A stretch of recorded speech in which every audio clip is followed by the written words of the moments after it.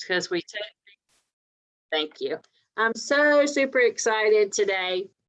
We have several people with us who help with financial support in the area. I'll let them all introduce themselves in a second, but people from Boone Service League, WeCan, Holy Cross, and oh gosh, Blowing Rock Cares. I knew I was going to forget one.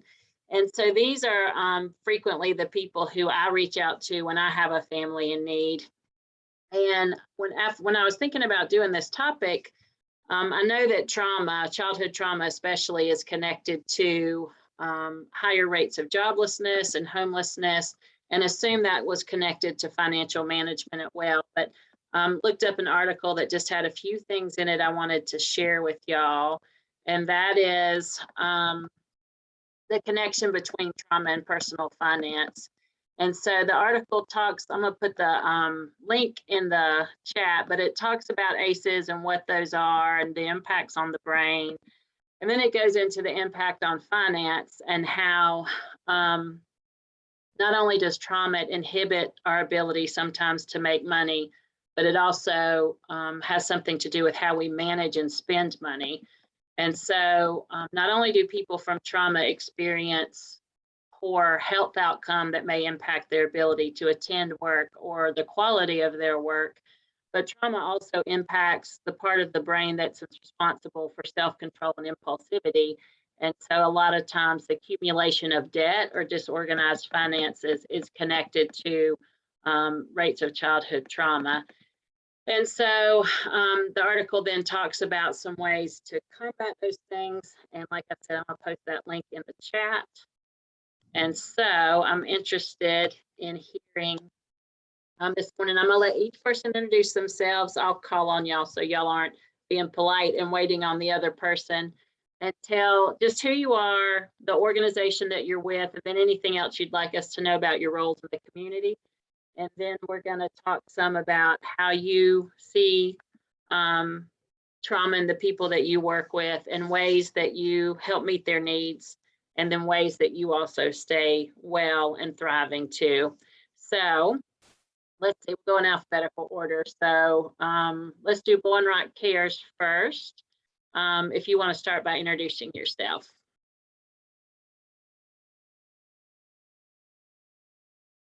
I guess, is that right? Let's see, Robin, is that you?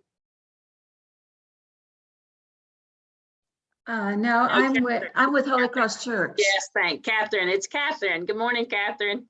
Afternoon.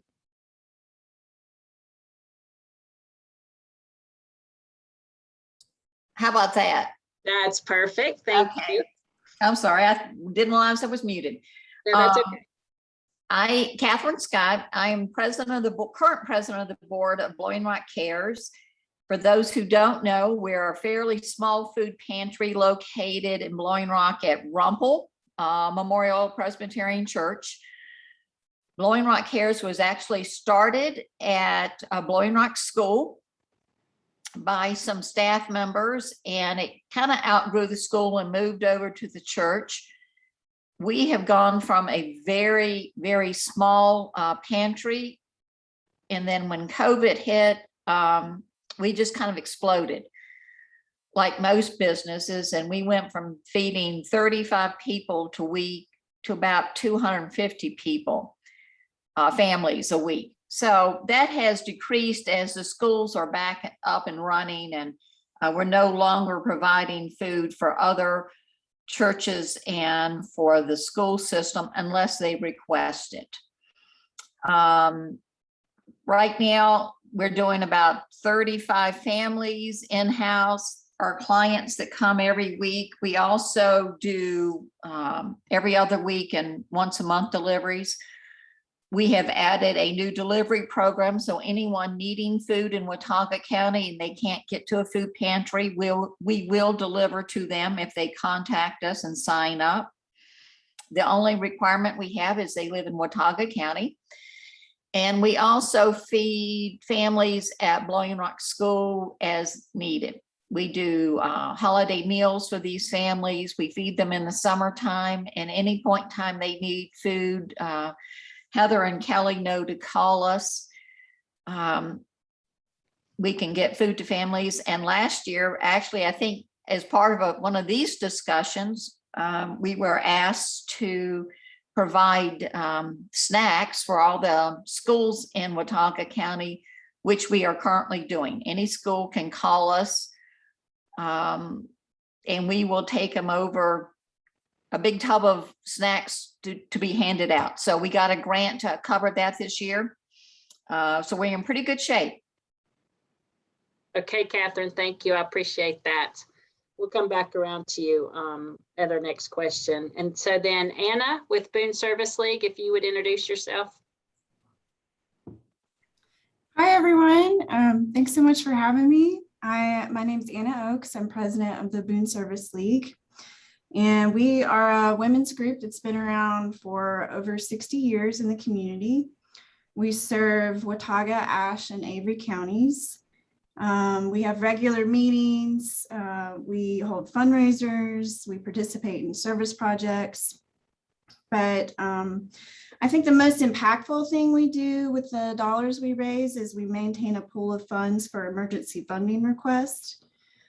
Typically for those, we're working with our school social workers and they present requests to us from families that they're working with.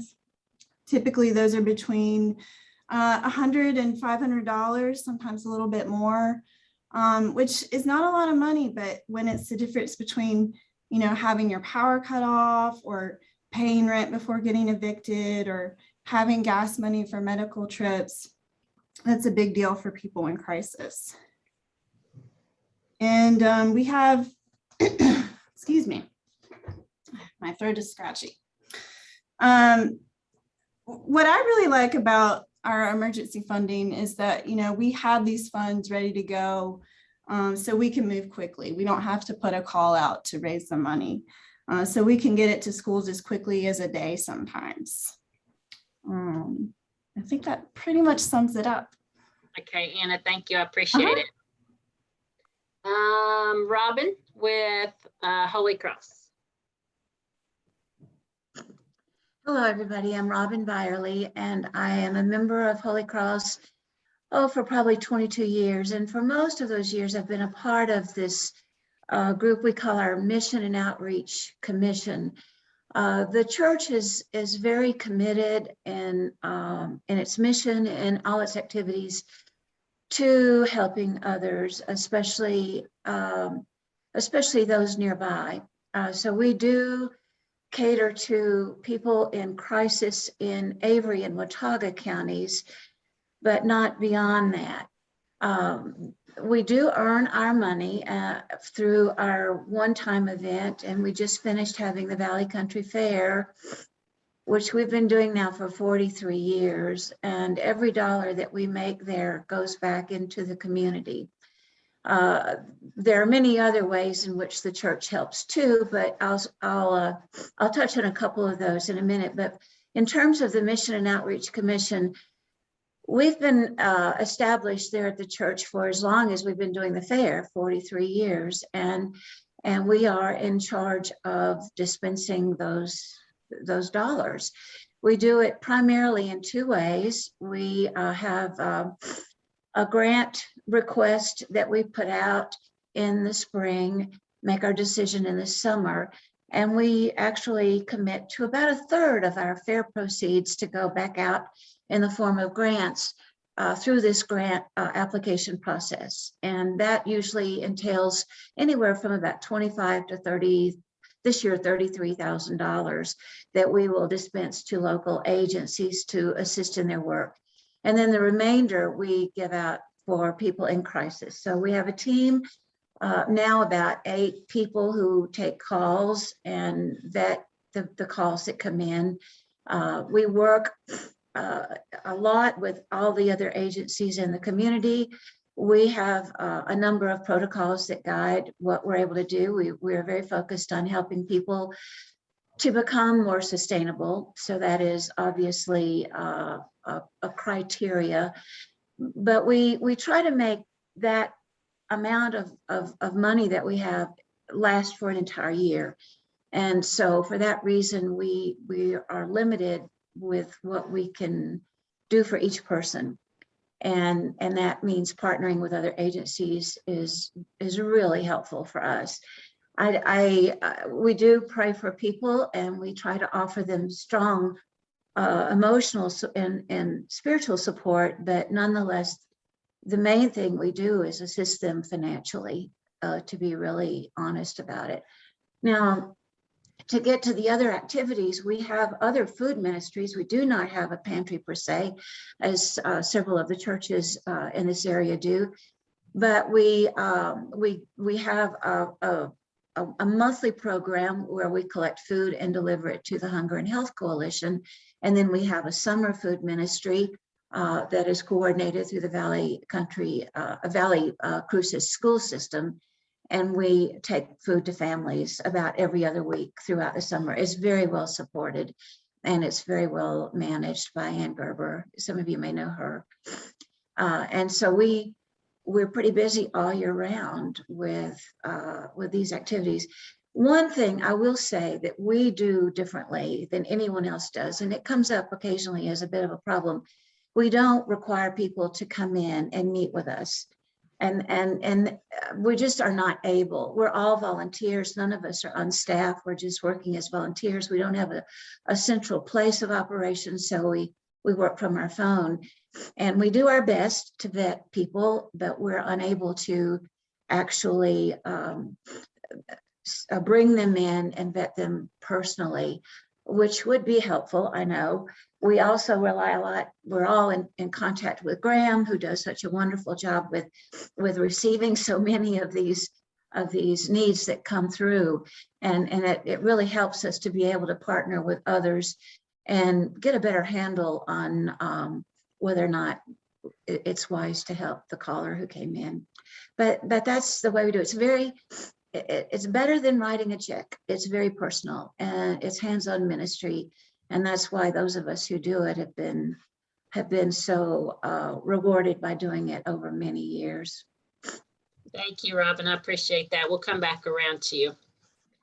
And Graham, thanks for your patience. Graham with WeCan, if you'd like to introduce yourself and tell us a little bit about what you do.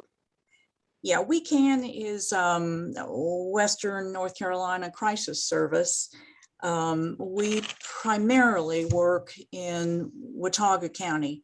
However, if an agency from the other 6 counties has vetted someone and says this is a legitimate thing, we need help for this person, we help. But like Robin says, I'm not able to have people come in to my office anymore because of COVID. And so I really, really miss that that face-to-face, getting to know people, spending time with them. So you really do have a story that goes with that person. We have files going back to 2001 when the program was begun. And so we know, a lot about our clients, and we have releases to work with other agencies. So we collaborate with Holy Cross, and Rumpel has been an amazing support to us over the years. Let's see, right now, I walked in this morning and there were 20 messages and 6 emails from the front desk saying this person couldn't leave a message. And that's because we started our heating program yesterday. And that is a big piece of our assistance. We probably provide something on the order of $40,000, maybe $50,000 worth of help in the heating program each year. And then probably another 50 or 60 for electric and rent and things to keep people housed. So mostly we're electric and water and rent through the year, and then the heating program during November to about March. We do ask people to go to DSS if they are eligible, meaning someone in the home is under 6, over 60, or disabled, they need to go use our tax dollars first. and we tried, I have 2 volunteers, and we try to be judicious with donations, just like every other organization. We try to be very, very careful and use other government resources first. But yeah, it's just so rewarding. You know, as we all know, you know, I taught for 20 years and loved that form of service. And now I've been here for 10 or 11 years and love this form of service. So Thank you, Graham. Before we get done, we'll come back around to how can someone either make a referral or donate if they're interested in doing that. So we'll do that more towards the end. What I'd like to hear about, I know that a common thing I hear about needing to help people financially is that people just go around from place to place, trying to take advantage of the system and never coming out of what they're in. And so one of our questions is, how do we see people from trauma? And so I know that for myself, just recently, a mom that I have never had to help financially, whose kids are like 12 and 7, especially I think with COVID, this has changed for a lot of us. Her hours got cut back at work because they're not doing as much business, and she got behind on her rent.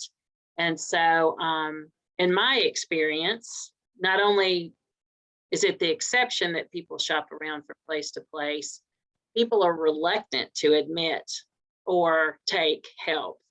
And so I was wondering if y'all, just to give us a picture, kind of the way y'all end up seeing people from trauma or who are under stress or adversity, could you talk just a little bit about some of the situations, or even just one situation that you've helped with? And Graham, since you're just in front of me, we'll start with you and go back up the chain. But can you talk a little bit about the types of things that you get requests on? yeah, and the client that you're referring to, you know, we had to go to it and coordinate community resources, but we were finally able to help. And that's, you know, that's the biggest thing is, you know, when somebody needs, you know, we kind of max out at $200 for rent. So if somebody needs more than that, then I start making phone calls. Are you going to be able to help this person? Has this person already gotten help from you? And as I say, I have extensive records, and I record each time Holy Cross helps or another agency helps. So I know who we have tapped in the past. And so my clients are pretty much what you would expect. However, on a couple of occasions, I've gotten, and it hasn't happened for a while, but I've gotten a call from daycare. And if mom can't pay her daycare, she can't go to work, she can't pay. So we really do have to kind of think things all the way through, and, you know, try to judge the impact of what our assistance will do. And then at one point, I even paid some lady's taxes on her property, so she wouldn't be. So she had already paid the mortgage off. She just needed the taxes for that year. And when I found out it was $60, I thought, holy cow, you know, so well.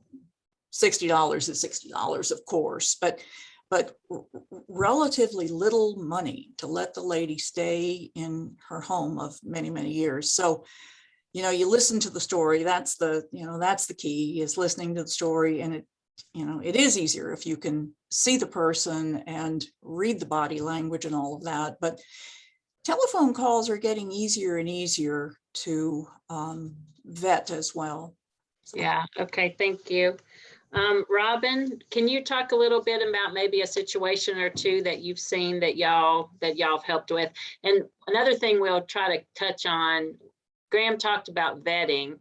And so I think each of these places either depend on the social worker to vet, or like Graham have this and Holy Cross as well, have these elaborate tracking systems of trying. I think most of us have the standard of try to help one person with the same thing just once a year, or even maybe every other year, so that we're not enabling or encouraging dependence, but rather helping somebody out when they're in a pinch. So, but Robbie, can you talk a little bit about, y'all also do a really good job tracking things as well. Can you talk about some of the situations that you've seen, or maybe even just one?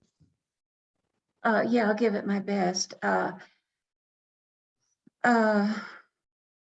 We do keep a really good record. And so you began this conversation, I believe, with a little reference to the fact that sometimes there are a few people we feel like use the system and bounce around. And we have some of those, but over time we've been able to, because of our record keeping system, to flag them and put them on the so-called do not help list. But at the same time, we have been able to do something outside of our protocol. And this is a story that I guess is worth telling. It's one that came to my attention, a young man who's in his 40s, who's extremely sick, and he's chronically ill, and it requires treatment and travel. And he just did not fit our mold of helping once a year. He needs help on a continuing basis. And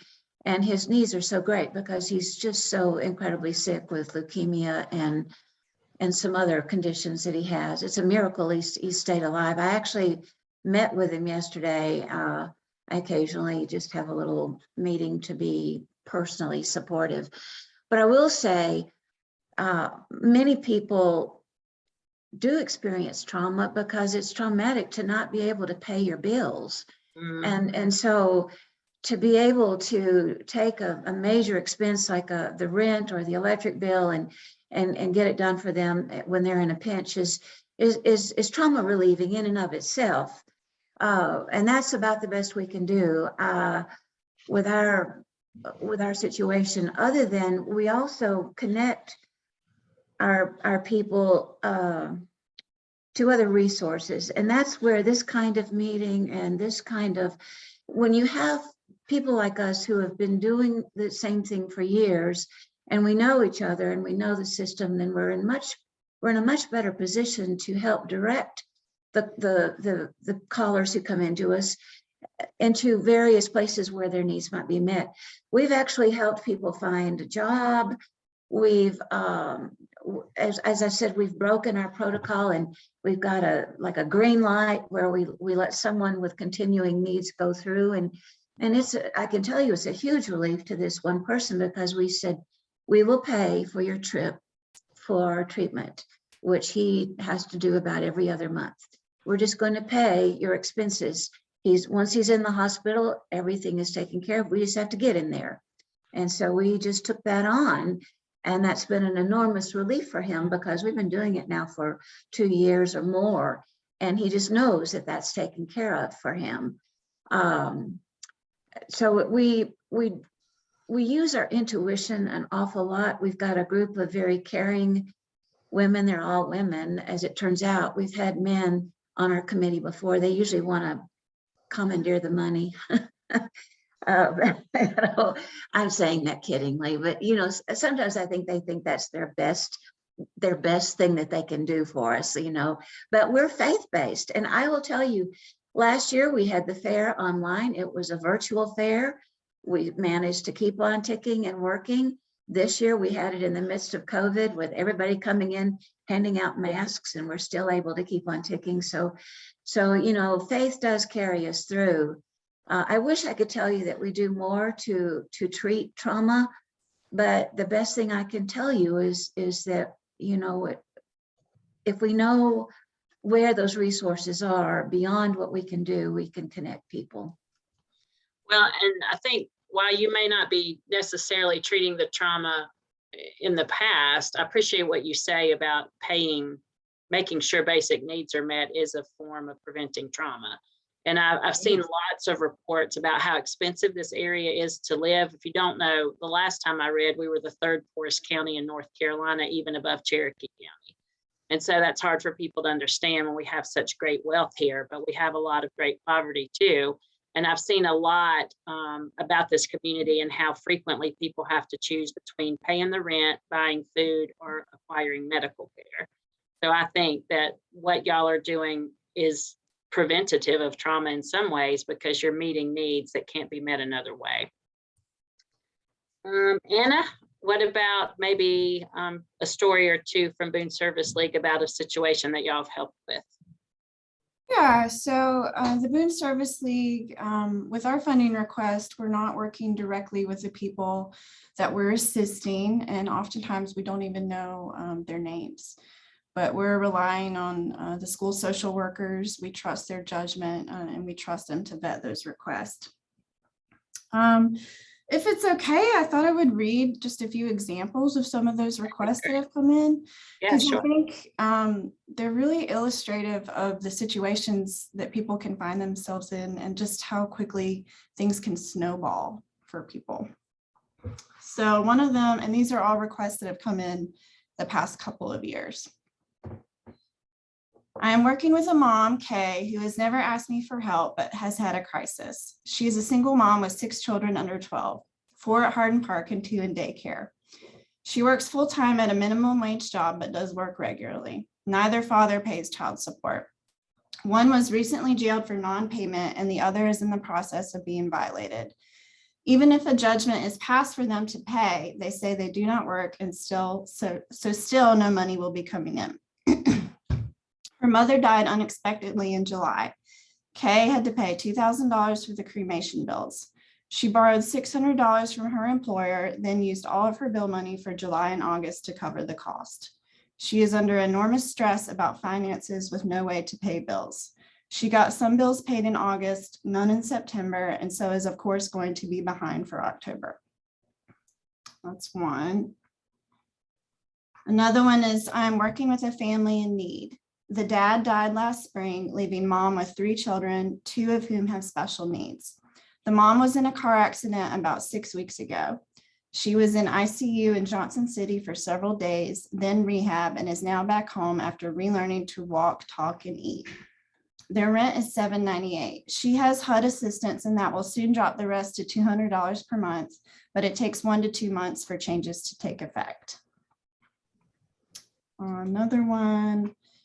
I'll just read a couple more. I have a need I'm trying to fill that is kind of unusual. We have an 8th grader who has been hospitalized for psychiatric issues 3 times in the past year. The first time she was discharged, the parents set up a payment plan for the balance, not thinking she would ever need inpatient again. Then she needed a second stay and they put this balance on their credit cards, again thinking she would surely not need to go back.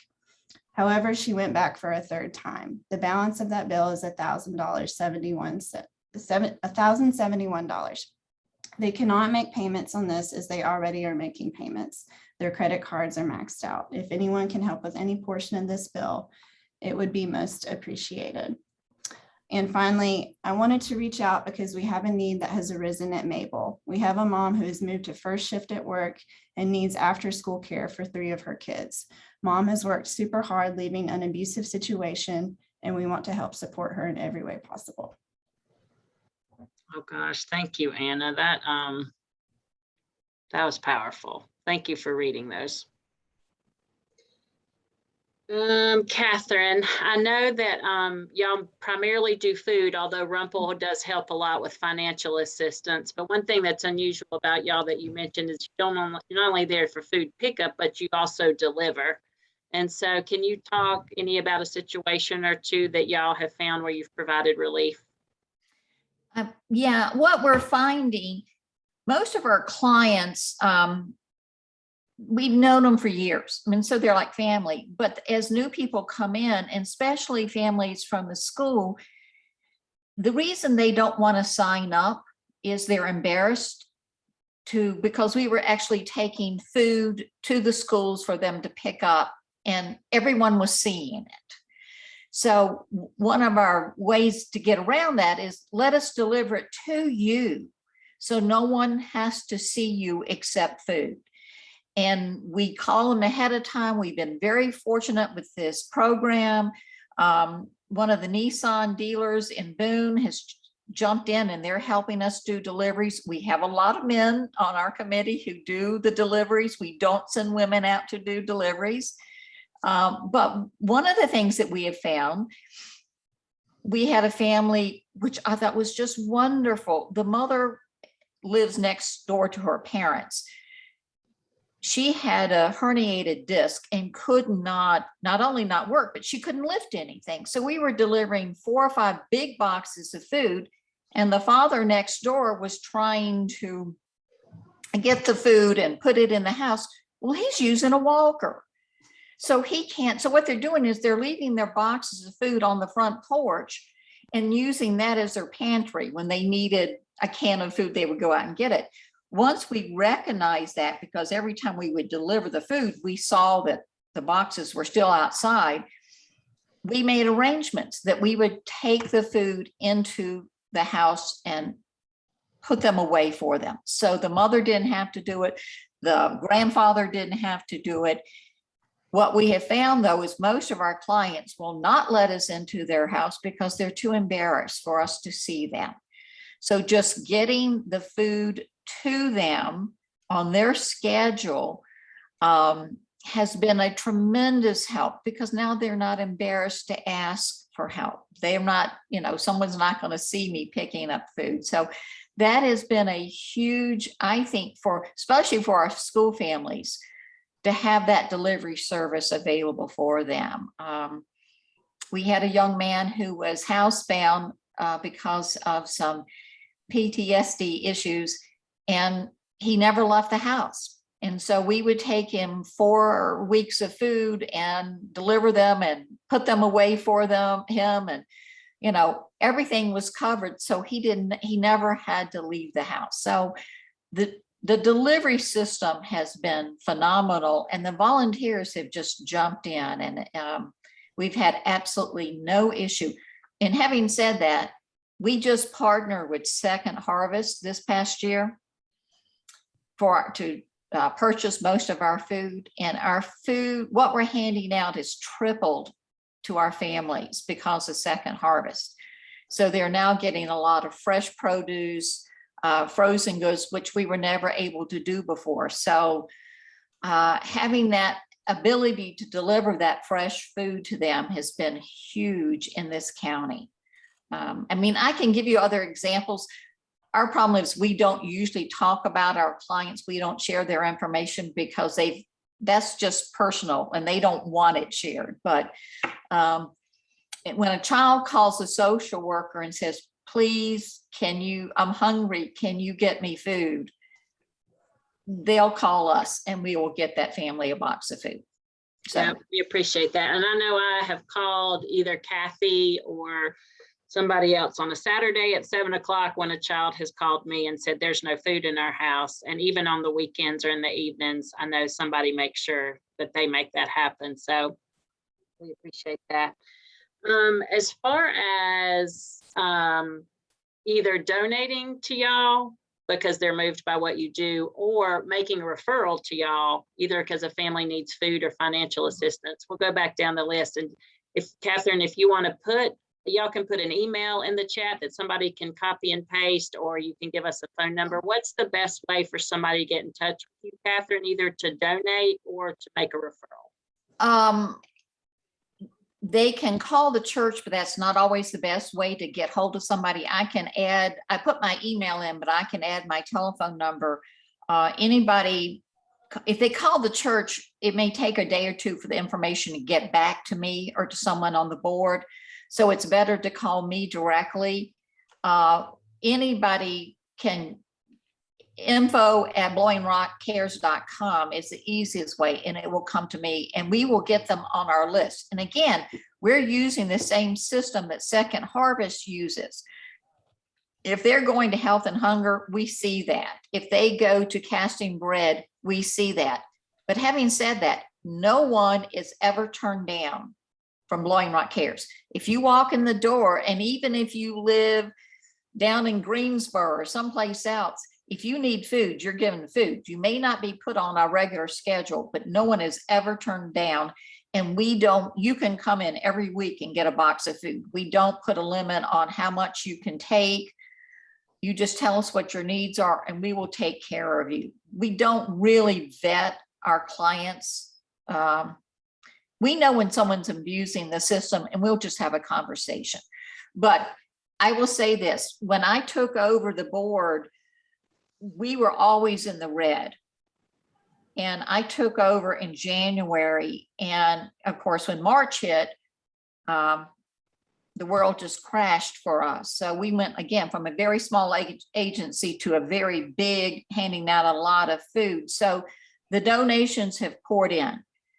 We have gotten some incredible grants in the last 2 years. We really don't need funding, which sounds really strange, but we don't need the money. What we really need is more clients. We would love to service more people. We've been, like I said, very fortunate. Other churches have sent us money. Other organizations in Blowing Rock and Watauga have given us money. So donations, if you want to give me something, you can, someone can send a donation towards a specific project, like holiday meals, where we take, a Thanksgiving dinner to someone. They can send us funds or deliver food for a holiday meal, but we're in pretty good shape, honestly. We're very fortunate. Okay, Catherine, thank you. And I saw your email in the chat and I reposted it as well. And then Anna, you put your email in the chat. And so a couple other people had mentioned where their funds come from. I don't know if you want to talk about where your funds come from, but if somebody wanted to make a referral to you, is it best to email you at that email that you put in there? I'm going back up to. Yeah, it's president@booneserviceleague.org. That is the best place to send us a funding request. And we're kind of like Catherine was saying, we feel like we have the ability to be helping more people than we are currently. So please do, if you know of a request, send it to that email address and we'll consider it. All of our requests go out to a vote of our members. And like I said, we can do that pretty quickly. As far as funding goes, I would just say, look out. We have several fundraisers throughout the year. Those change from year to year. We've kind of been on a little bit of a hiatus, a COVID hiatus as a group, but we're starting to get active again. So you might see some more fundraisers coming up in the spring. Okay, Anna, thank you. Robin, you put your email in there as well. You might want to talk a little bit about your referral process, because if somebody's not done it before, you might just be good to have that information about how you can call, whether it's the service provider calling or the person that you're helping. Can you talk about that a bit? Yes. And I did not put the email in, I put the phone number. And in truth, that would be the best way, because if you call the church at that number, you'll have the option to speak to the church administrator. His name is Aaron, and he will know how to direct funds specifically to mission and outreach. And that would be far better than trying to do anything by going to the website or by emailing. That would just be the better way to do it.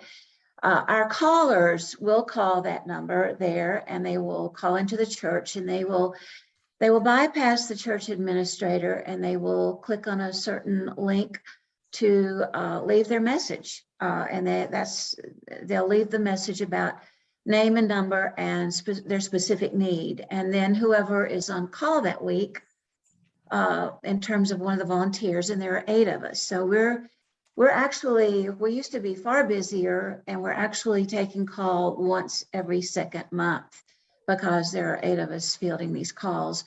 And then we meet once a month, we discuss special cases, or if we need advice, like to go beyond our limit or to help someone maybe that we already helped in the current year, whatever, we'll send out an email, and everybody's always ready to jump right in and weigh in on a decision that requires consensus. So The callers come in, we don't let them last long.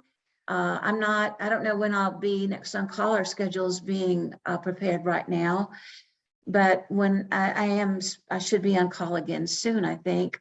That means I will take calls from Monday morning, and I actually go even into the following weekend. I don't want whoever picks up the next Monday to have calls sitting on there, and I don't want someone waiting over the weekend. So we tend to those calls very quickly, usually within an hour or so, and try to take care of them as quickly as we can. Then once we call back, we have our spreadsheet up, so we have all of the data in front of us to be able to know a little bit about who we're talking to before we ever even make that call. Okay, thank you, Robin. Oh, Then I would Grant- say let me Go say ahead. one thing about the money. It's wonderful to hear Catherine talk about not needing money. I'd like to be able to say the same thing, and maybe I can. But we just had our fair, and that will provide us with next year's operating funds. And we don't know what that is yet. It hasn't all been tallied with expenses and revenues rolling in from our vendors and so forth. So we actually don't know what we have to work with. We did have a fair, lots of people came. So we're hoping we have what we'll need, but we don't know just yet. So contributions are certainly welcome. Okay, Robin, thank you. And Graham, I saw you already put in the chat contributions and the address. So do you want to talk a minute about how somebody can either make a referral or send someone to you the information they would need to pass along? Yeah, let me first of all explain the circus that's going on in this office. Todd Carter just walked in with, I think, probably 90 supporters. He won last night. He's now on the town council. Hooray, except Yeah. they're all partying right here. Okay. So I don't know if you can hear them or not, but I'm finding it pretty distracting. I get it though. I've got a lot going on in the hallways outside my office at school too. So it's selective hearing. It's hard to sometimes focus. So, so the best bet is actually email. Telephone messages to pile up and up and up and up, and it takes way more time to get through, for me to get through all the phone messages. So if you can email WeCan at Hosp House, that's the fastest way to get help or to make a referral or whatever. That's just way, way, way easier. So. Sounds good. One thing I wanted to point out for people that have not worked with any of these agencies or these people, one thing I love about it is that we all know each other. It's not a cold, you fill out a referral form and it goes God knows where and you never hear back. Usually everybody responds to me, often within an hour, if not within 24. There is a lot of good networking. They do trust us, the school social workers and service providers, to know if something's a legitimate need with somebody who is not taking advantage of the system. And so I really appreciate being able to pick up the phone and call and say, I have this so-and-so situation. If there's something you feel like you can help with. And to be honest with you, I often do that as a step before having the parent call.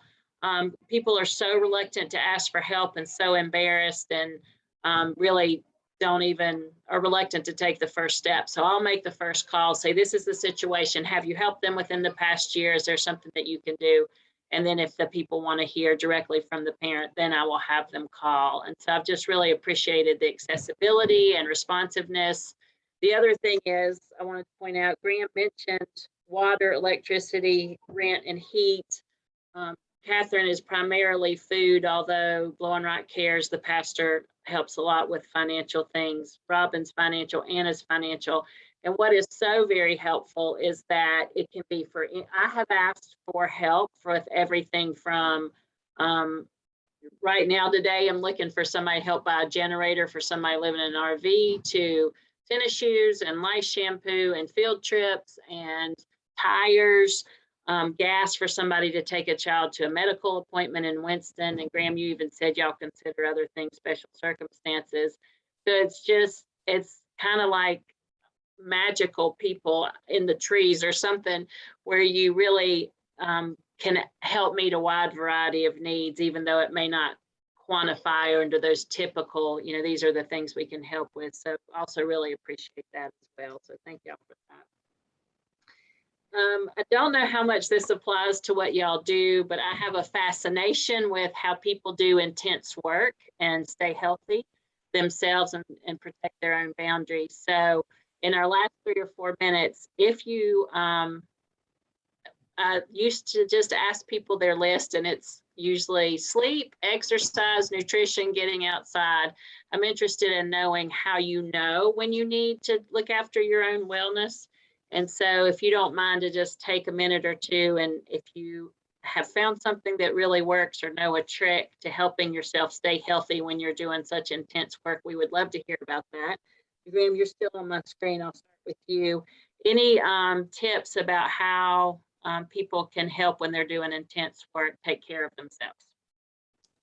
My clue that it's getting to me is I stop enjoying music.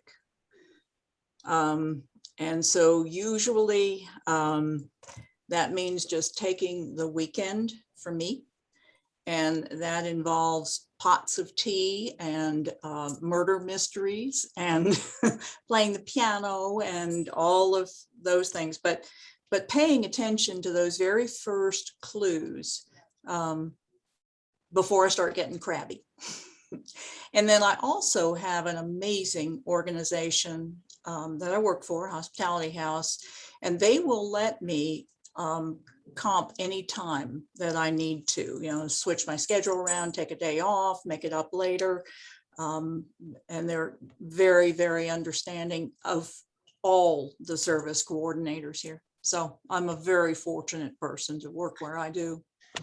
Thank you for mentioning that, because I know my triggers of irritability and isolation. I had never thought about stopping listening to music as a trigger for me. And when you said that, I realized I haven't listened to music in like 10 days.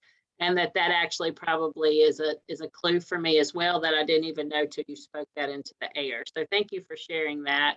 And then you talk about the wonderful organization that you work with. And we talked on this Wednesday conversation about organizational cultures and stress, and how we either promote our employees' health and well-being or not. So thank you for mentioning it doesn't matter how much you do to take care of yourself. If you work for an organization that's not healthy, you're still going to feel the stress. Robin, any insight for us that you'd like to share? Well, I'm not as intensely involved in this as Graham and several of you other people, because as I said, I only take call about once every other month now. It's really, with our new group of 8 committed people, it's made it easier for us on the one hand, but I also miss it a little bit. But I will say that I've had calls and I've had callers that cause me great concern, and we end up spending an extended period of time with them before we can actually resolve their problem. It's not as if I resolve it during the week I'm on call. And sometimes those callers persist and become personal in nature, because you've spent so much time with them, I suppose. And because it goes on for a period of time and you get to really know them, and that can be stressful. And I play keyboard, I play piano and organ, and it really, that's a thing for me. It helps me enormously.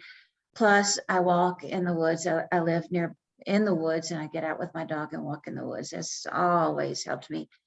And I will say this, working with the group that I do, I can talk to others, and that's what we do. We share concerns, we reach consensus, and that helps us feel like we're making the right decision. And I think that's the biggest stressor that comes our way for the work that we do at Holy Cross Church. Worrying that you've done the best you can to help somebody, worrying that maybe you said no to someone when you shouldn't have, worrying that you can't do more, all of those things. And I've actually adopted, I'm sure others of us have, I've adopted a few of them. personally, just because my heart goes out to them, and that can be stressful too. So, I mean, you take on their cares. That, you know, you just, they become yours for a period of time anyway. And so I think having the ability to talk to others that you trust and who are good listeners and thoughtful people, as well as, you know, staying in touch with nature and music and God helps. Thank you, Robin. I appreciate that. And Anna, any insights for us on how you take good care of yourself?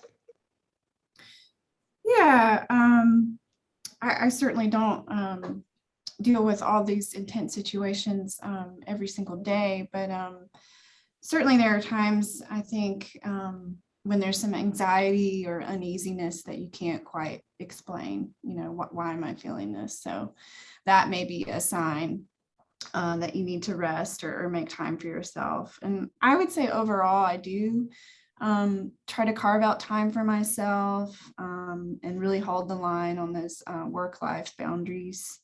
I run for exercise, although sometimes I fall out of that routine, but I'm happiest when I'm running. I do plan and carve out time for gatherings with friends or outings with my partner, my family. We do try to eat healthy and incorporate a lot of vegetables in our diet. I do usually get plenty of sleep, luckily. And you've all probably heard this mantra, I can do hard things, but I found that's really helpful for me when I'm in a stressful situation, to just remind myself that I can do hard things. I wrote that down. Thanks, Anna. I appreciate it. And Catherine, do you have anything about taking care of yourself that you'd like to share with us? Well, I'll start out with a quick little story, and it's may kind of explain who I am. When I was asked to be on the board of Blowing Rock Cares by my daughter-in-law, who a lot of you may know, Kelly Scott, we went in, the first day I went in to meet the group and be on the board, I was elected president. I had never been to a meeting. I knew nothing about it. And I was the president of the organization. And that kind of tells you kind of who I am. Even though I'm retired, I love a challenge. And the challenge of taking this small food pantry that wasn't doing much of anything and was always in the hole, and seeing what I could do with it. And, you know, every time I say, what do we need next? Well, we need cold storage. So I went out and found a way that we could get a refrigerator and a freezer.